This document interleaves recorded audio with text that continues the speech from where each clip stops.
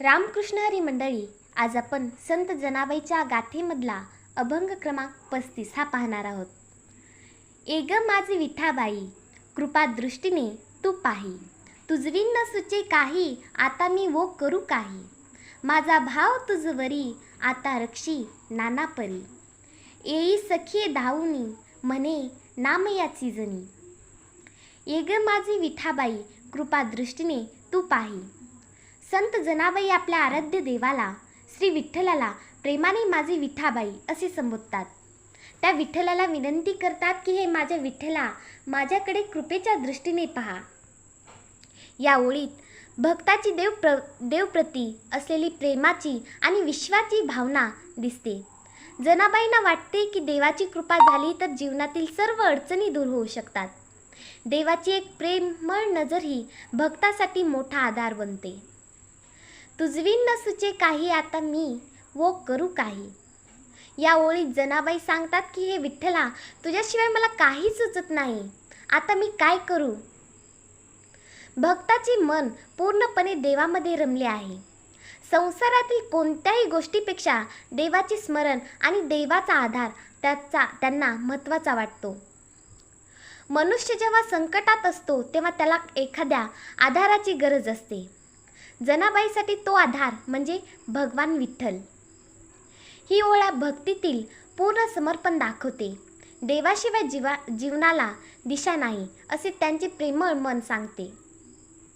माझा भाव तुझवरी, आता रक्षी नाना परी.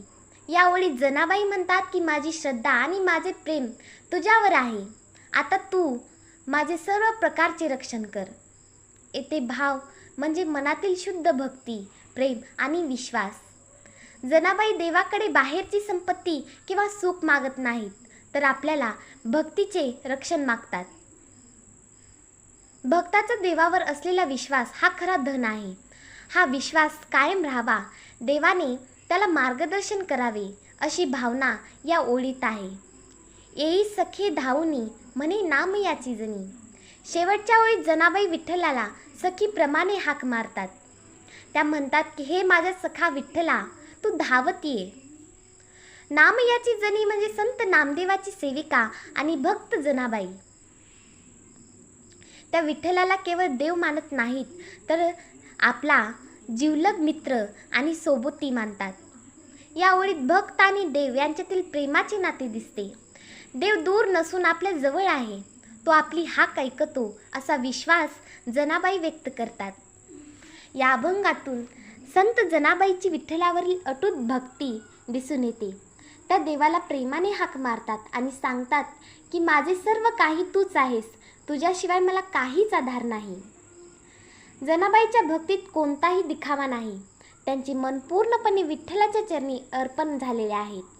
त्या देवाकडे सांसारिक गोष्टी मागत नाहीत, तर देवाची प्रेम, कृपा आणि साथ मागतात. हा अभंग आपल्याला शिकवतो की जीवनात श्रद्धा, प्रेम आणि विश्वास ठेवला तर मनाला शांती मिळते. देवावर विश्वास हा संकटाच्या वेळी मनाला धैर्य देतो.